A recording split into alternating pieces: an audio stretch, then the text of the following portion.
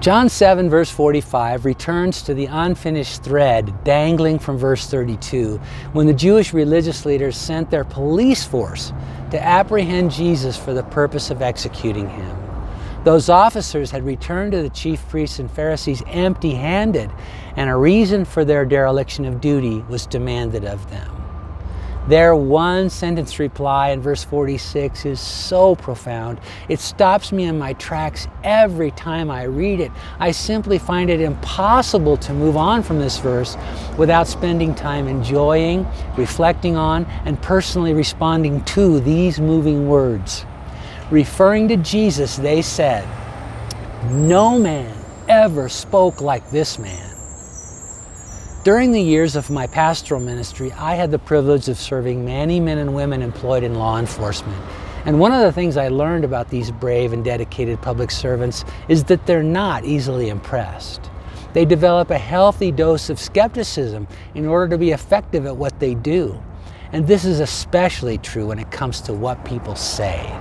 Words are cheap and can be easily thrown around carelessly. These guys are daily subjected to streams of false and deceptive claims in their line of work.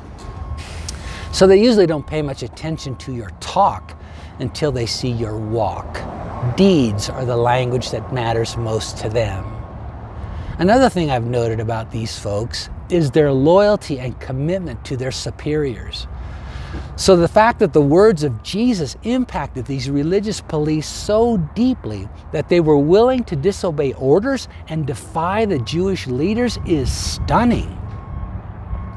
In the time between when they had set out with the arrest warrant and returned to give their report, they encountered someone whose words penetrated their well-developed defenses and captured them so completely they were willing to face insubordination rather than betray their hearts. They discovered, as countless others have since, that among many other things, the words of Jesus can empower us to stand up to false authorities. Sometimes, as in this case, these imposters are other people, but most of the time, they're those faceless entities we allow to dictate our thoughts, feelings, responses, and behaviors. But no matter what commands we've received from pride, shame, self-pity, fear, depression, anger, lust, or any of the rest of their unholy crew, choosing to listen to and act on what Jesus says instead enables us to hold our ground against their threats.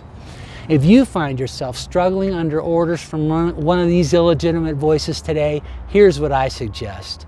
Get hold of an edition of the Bible with the words of Jesus printed in red. Open it to one of the four Gospels, Matthew, Mark, Luke, or John. Find some red ink and allow those words to empower your resistance.